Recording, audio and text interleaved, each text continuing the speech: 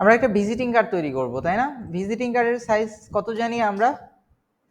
3.5/2। তাহলে আমরা AP two পিট মানে ব্যাক টু ব্যাক একটা ভিজিটিং কার্ডের ডিজাইন করব। সো আমরা এই জন্য একটা আর্টবোর্ড নিব। আর্টবোর্ডটা মোটামুটি একটু এর চেয়ে বড় সাইজের একটু আর্টবোর্ডটা নিয়ে নেই, যাতে আসলে আমরা সাজাতে অসুবিধা না হয়। সো 10 ইঞ্চি বাই 10 ইঞ্চি একটা সাইজের ডকুমেন্ট নিয়ে নিলাম, আর্টবোর্ড। নেওয়ার পরে আমরা এখান থেকে যে কাজটা করব, রেক্টেঙ্গেল টুলটা নিয়ে নিব। মাউসের লেফট ক্লিক করব, এরকম একটা পপ আপ আসবে, এখানে লিখে দিলাম 3.5/2। আমরা এই অপশনটা নেওয়ার পরে আমরা হয়তো বা একটা ভিজিটিং কার্ড করব। এখন আমরা চাচ্ছি না এখানে স্টকে কোনো কালার থাকুক, স্টক কালারটাকে নান করে দিলাম। ফিলটা মিশে যাচ্ছে, হোয়াইটের সাথে মিশে যাচ্ছে, তাই এটাকে হালকা একটু কালার দিয়ে রাখলাম বোঝার জন্য। এখন প্রথমত যেই কাজটা করতে হবে, এটাকে আমরা একটা সেফ জোন মানে সরি কাটিং মার্ক দিব। এটা কাটিং মার্ক বা রেজিস্ট্রেশন মার্ক তৈরি করব। রেজিস্ট্রেশন মার্কটা ভিজিটিং কার্ডের ক্ষেত্রে হয়ে থাকে 0.125। সো এই মাপটা দেওয়ার জন্য আমরা অবজেক্টে চলে যাব সরাসরি। আমাদের ধরা আছে কিন্তু সিলেকশন টুল দিয়ে, দেখেন একটু ভালো করে দেখেন। সিলেকশন টুল দিয়ে ধরে নিয়েছি। অবজেক্টে গেলাম, অবজেক্ট থেকে আমরা চলে গেলাম পাথ, পাথ থেকে অফসেট পাথ, এখানে লিখে দিলাম 0.125, ওকে করে দিলাম। মাউসের রাইট ক্লিক, এখানে মেক গাইড যে অপশনটা আছে, মেক গাইডে একটা ক্লিক করব। এরকম একটা বাইরে ক্লিক করলে দেখা যাচ্ছে যে আসলে এই দাগটার রংটা আলাদা। এটাকে বলা হচ্ছে কাটিং মার্ক বা রেজিস্ট্রেশন মার্ক। এখন আমরা ভিতরে আর একটা মার্জিন বা সেফ জোন দিব। সেটার জন্য আমরা মূল যে ভিজিটিং কার্ডটা সেটাকে ধরলাম, অবজেক্টে চলে গেলাম, অবজেক্ট থেকে পাথ, অফসেট পাথে চলে গেলাম, অফসেট পাথ থেকে আমরা এখানে মাইনাসে ক্লিক করে দিলাম, ভিতরে চলে আসছে। এটাকে মাউসের রাইট ক্লিক করব, কোথাও কোনো ক্লিক না করে সরাসরি মাউসের রাইট ক্লিক, মেক গাইড। তাহলে দুইটা, একটা হলো সেফ জোন আর একটা হলো রেজিস্ট্রেশন মার্ক পেয়ে গেলাম। এখন আমরা যেহেতু একটা ভিজিটিং কার্ড করব, সেই জন্য আমরা এটার জন্য একটা লোগো তৈরি করে নিচ্ছি।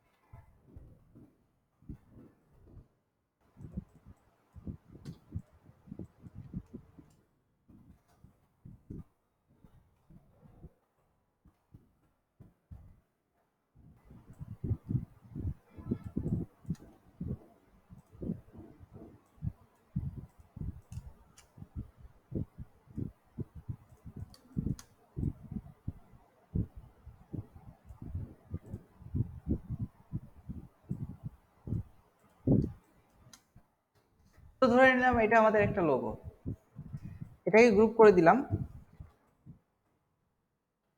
গ্রুপ করার আগে আমরা যে কাজটা করব, এখানে স্টক কালারটা আছে, স্টক কালারটাকে এক্সপোর্ট করে ফিলে পরিণত করে দেই। এখন এবার কন্ট্রোল জি দিয়ে এটাকে গ্রুপ করে দেই। সো এটা একটা কোম্পানি ধরে নিলাম, এটা আমাদের একটা রিয়েল এস্টেট কোম্পানি। সো এই কোম্পানির নাম কি?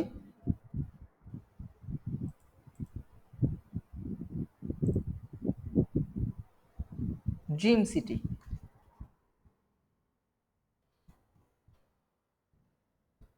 DREEM, তাই তো?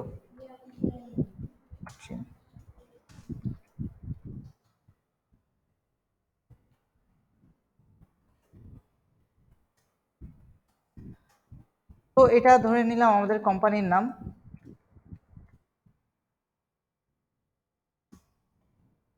তো এটার একটা কোম্পানির একটা স্লোগান আছে, স্লোগানটা হতে পারে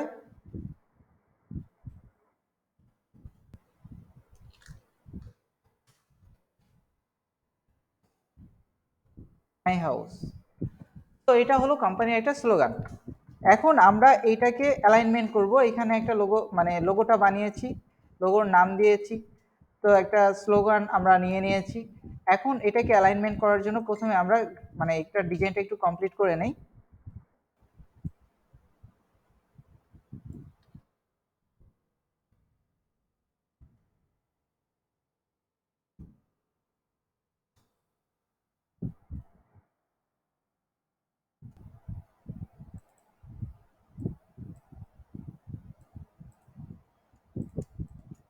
এই দুটোকে ধরে এখান থেকে অ্যালাইনমেন্টও করে ফেলি, কন্ট্রোল জি দিয়ে একটা গ্রুপ করি।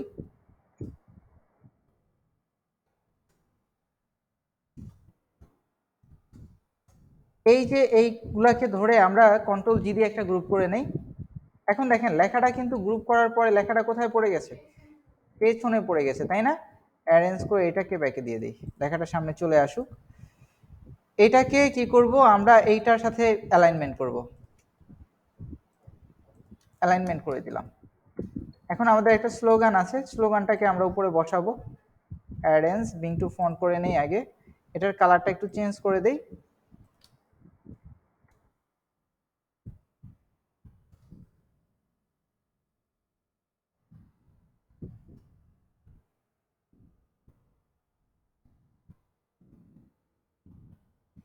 আমরা চাচ্ছি এই লেখার মাঝখানের গ্যাপগুলো আরো বেশি হবে, যাতে করে লেখাটা সুন্দর লাগবে। আমরা এখান থেকে ক্যারেক্টারটাকে নিতে পারি, এই যে ক্যারেক্টারের অপশন আছে, ক্যারেক্টার থেকে আমরা, অথবা উইন্ডো থেকে, যদি এইখানে না পাই উইন্ডো থেকে চলে যাব টাইপে, টাইপ থেকে ক্যারেক্টারের অপশন আছে। সো এইখান থেকে আমরা যদি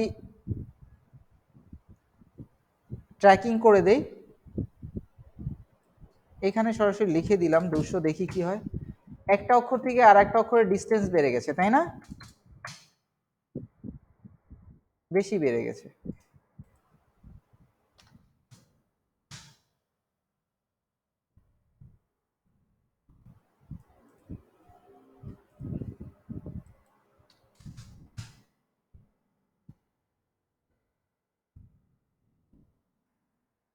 তো এটাকে আমরা এই কার্ডের সাথে অ্যালাইন করে দিলাম আবারও। তো ধরে নিলাম আমাদের এইটা আমাদের বিজনেস কার্ডের ফ্রন্ট পার্ট। তো এটাকে গ্রুপ করে রাখতে পারি। আচ্ছা, গ্রুপটা করার আগে আমরা একটা কাজ করব, এই যে এখানে এটাকে গ্রুপ করে রেখেছিলাম, তাই না? অল্টার ধরে ব্যাক পার্টটা আমরা কপি করে নিলাম। হ্যাঁ, এটাকে কন্ট্রোল জি দিয়ে গ্রুপ করে নেই, এটা ব্যাক পার্ট। এখন ব্যাক পার্টে আসলে কি থাকে, যে আসলে যার নামে কার্ডটা হবে তার নাম, তার ডেজিগনেশন, তার সাথে কন্ট্যাক্ট করার জন্য অ্যাড্রেসগুলো। আচ্ছা, তাহলে সেটা যদি আমরা দিতে চাই, সো এইখানে আমরা ছোটখাটো একটু ডিজাইন করে নেই।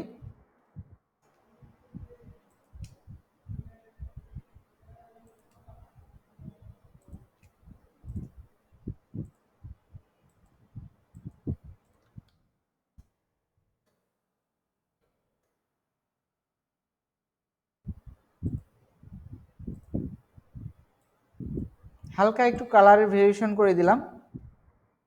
Arrange send backward, arrange send backward, অনেকগুলো দিতে হবে হয়তো বা, তাও বেশি চলে গেল, তাই না? আচ্ছা, এত বেশি যাওয়ার কারণ হলো এটা গ্রুপ করা, আনগ্রুপ করে নেই আমরা, একবারে গ্রুপের পেছনে পড়ে যাচ্ছ। এবার ঠিক আছে, তাই না? এইবার এইটা আর এইটাকে ধরে কন্ট্রোল জি দিয়ে গ্রুপ করি, এইটাকে কন্ট্রোল জি দিয়ে গ্রুপ করি। গ্রুপ করলে নষ্ট হয়ে যাচ্ছে, তার মানে এটা গ্রুপ করা যাবে না, পুরাটাকে ধরে আমরা তেলে গ্রুপ করতে পারবো, হ্যাঁ, পরে। আচ্ছা, আপাতত এরকম থাকুক। তো এখন কার নামে কার্ড হবে?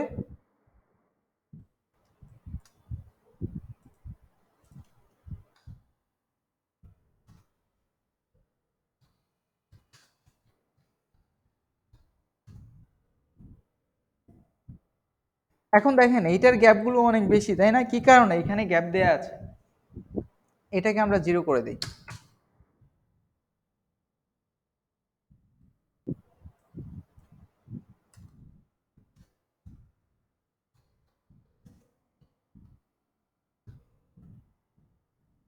তো এখন এখান থেকে চাইলে আমরা ফন্টের স্টাইলগুলোকে একটু চেঞ্জ করে নিতে পারি।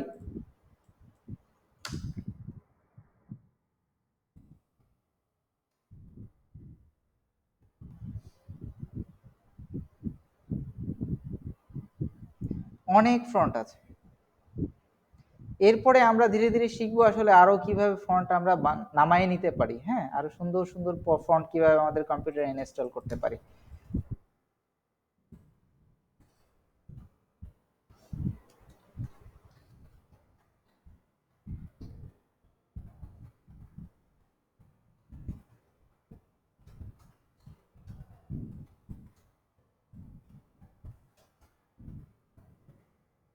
এই দুইটাকে অ্যালাইন করব। অ্যালাইন করার জন্য আমরা অ্যালাইনে চলে যাই, এখান থেকে অ্যালাইন টু সিলেকশন করা আছে, অ্যালাইন লেফট করে দেই। আচ্ছা, তো আপাতত এটাকে এখানে বসাই, ছোট করে নিতে হবে।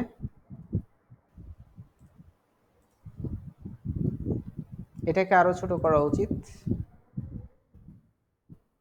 আপাতত থাকুক, আমরা বাকি লেখাগুলো লিখে নেই।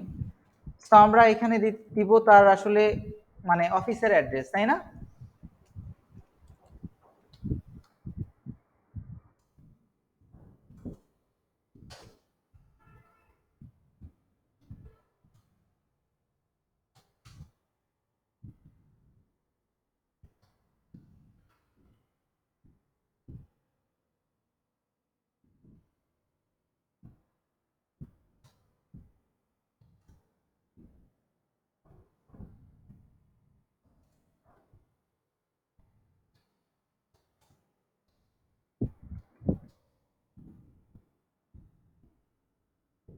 এখন দেখেন এই ফন্টটা অনেক মোটা, অ্যাড্রেসের ক্ষেত্রে আসলে এত মোটা ফন্ট দিলে ভালো লাগবে না। সো আমরা এটাকে ফন্টটাকে অন্য একটা ফন্ট দিয়ে নিই, স্পষ্ট বাট সুন্দর।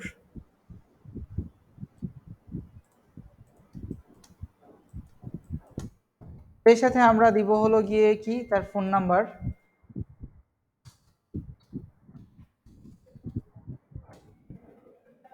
তার ইমেল অ্যাড্রেস,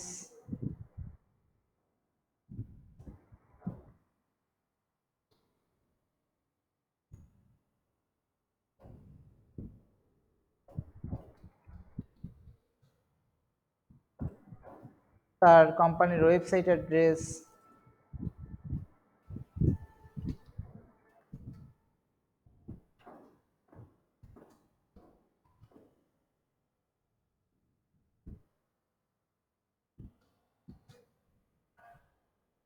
ঠিক আছে, এখন অ্যাড্রেসগুলো আমরা এখানে বসাবো। এখন দেখতে পাচ্ছি যে এই অ্যাড্রেসটা অনেক বেশি লম্বা, এটাকে 2 লাইনে করে নিতে পারি।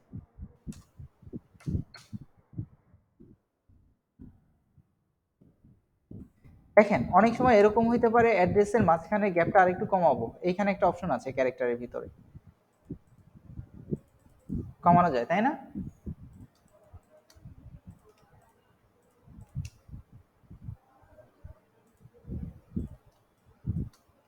সো আমরা চাচ্ছি এখানে বসাবো আপাতত আইকন, কিভাবে কোথা থেকে নিয়ে আসবো সেই জিনিসটা আমরা পরে দেখবো। আপাতত আইকন বানাবো না, জাস্ট এই ধরনের একটা আইকন সিস্টেমে কিছু একটা নমুনা রেখে যাই এখানে।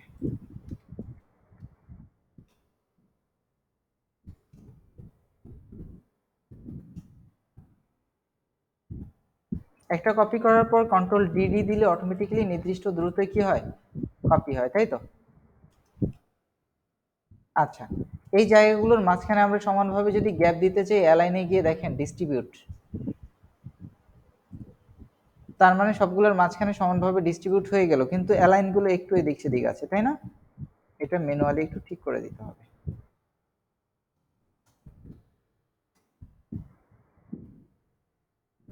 এটাই কি মনে হলো আরো ছোট করতে হবে, তাই না? আমরা এই সেফ জোনের বাইরে লেখাটাকে কোনোভাবেই পাঠাবো না।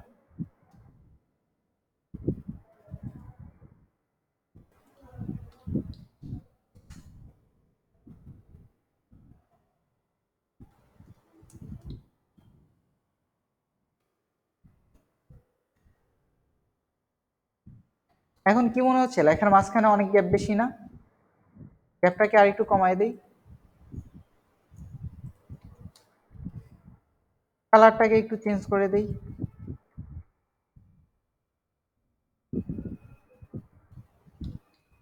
মানে সবগুলো লেখার সাইজ এক করে নিলাম, এটা 7.3 দিয়েছি, এইগুলো 7.3 লিখে দিলাম।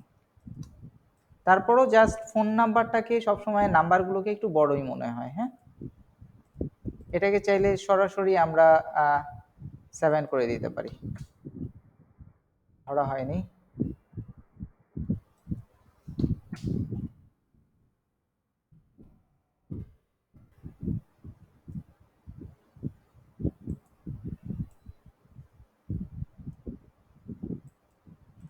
এখন চাচ্ছি এটার সাথে এটার অ্যালাইনমেন্টটা ঠিক থাকুক, সেজন্য কি করব, এটা দুইটাই একসাথে ধরে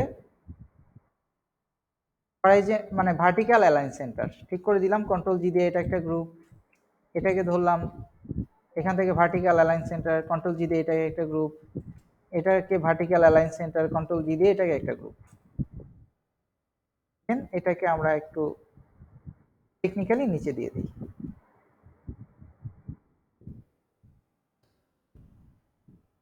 এখন মনে হচ্ছে এই লেখাটা এখানে মানানসই না, এটাকে তাহলে একটু নিচে নামিয়ে নিয়ে আসি। এখন অনেকটা যাচ্ছে।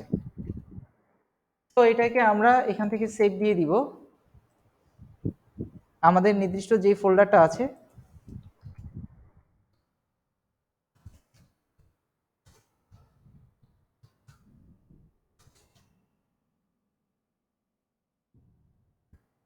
এখন দেখেন আমরা চাচ্ছি এটাকে ছোট করে আমরা জেপিজি করে সেভ দিব। আর্টবোর্ড টুল নামে একটা টুল আছে, আর্টবোর্ড টুলটা ধরি, এখান থেকে এটুকু করে দিলাম একবারে বরাবর, তাই না? বাট রেজিস্ট্রেশন মার্কটাকে কিন্তু কেটে ফেলছি, তাই না? ওইটা আমাদের দরকার নাই আপাতত।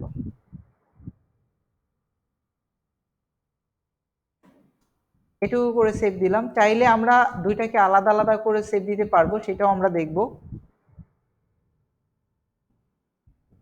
সেটা আমরা দেখব আজকে না, নেক্সট ক্লাসে দেখব। বাট আপাতত এইভাবেই সেভ দিব। এই দুইটাকে সেভ দেওয়ার জন্য আমরা এখান থেকে চলে গেলাম ফাইল, ফাইল থেকে এক্সপোর্ট, এক্সপোর্ট থেকে সেভ ফর ওয়েব লিগেসি। এখান থেকে আমরা জেপিজি হাই কোয়ালিটি সবকিছু ঠিক আছে, কোয়ালিটি 100 করে দিব টান দিয়ে, দেন সেভ করে দিলাম।